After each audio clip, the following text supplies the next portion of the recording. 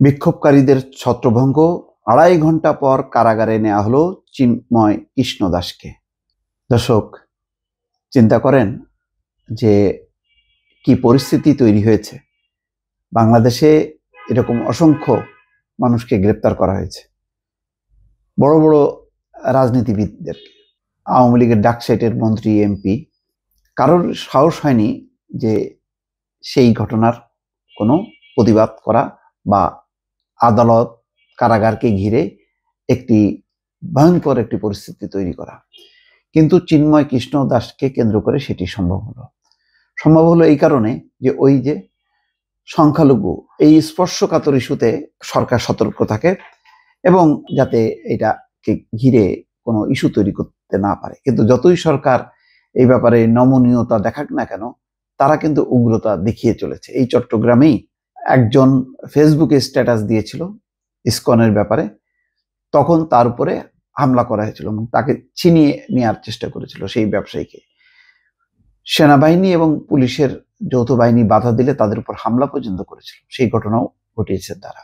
আজকেও অনেক আদালত চত্বরে চট্টগ্রামে অনেক ঘটনা ঘটিয়েছে এবং সেখানে তারা এমন একটি পরিস্থিতি তৈরি করেছে যাতে চিন্ময় কৃষ্ণ দাসের জামিন আবেদন বাতিল হওয়ার পর তাকে যে কারাগারে নেবে, সেই কারাগারে নেওয়া যাচ্ছিল না। এই ধরনের শত শত হিন্দু ধর্মাবলম্বী তারা এসে প্রতিবাদ বিক্ষোভ করে। এখানে বলা হচ্ছে, বাংলাদেশ সম্মিলিত সনাতনী জাগরণ জোটের মুখপাত্র ও পুণ্ডরিক ধামের অধ্যক্ষ চিন্ময় কৃষ্ণ দাস ব্রহ্মচারীকে বহন করা প্রিজন ভ্যান আটকে দেওয়ার প্রায় ২.৫ ঘন্টা পর তাকে কারাগারে নেওয়া হয়েছে। ২.৫ ঘন্টা লেগেছে তাকে কারাগারে পৌঁছাতে, মানে সেই বাধামুক্ত করার জন্য। আজ মঙ্গলবার বেলা 2:45টার দিকে তাকে কারাগারে নিয়ে যায় পুলিশ।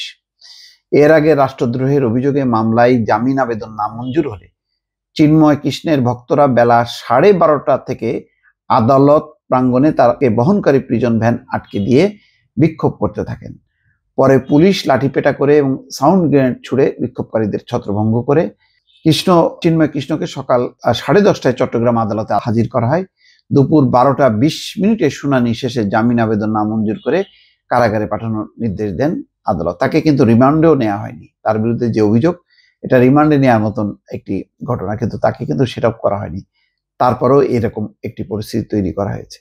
চট্টগ্রাম নগরের নিউ মার্কেট মোড়ে অবস্থিত স্বাধীনতা স্তম্ভে জাতীয় পতাকার অবমাননার অভিযোগের মামলায় গতকাল সোমবার বিকেলে ঢাকা থেকে গ্রেপ্তার করা হয় চিন্ময় কৃষ্ণ দাস ব্রহ্মচারীকে।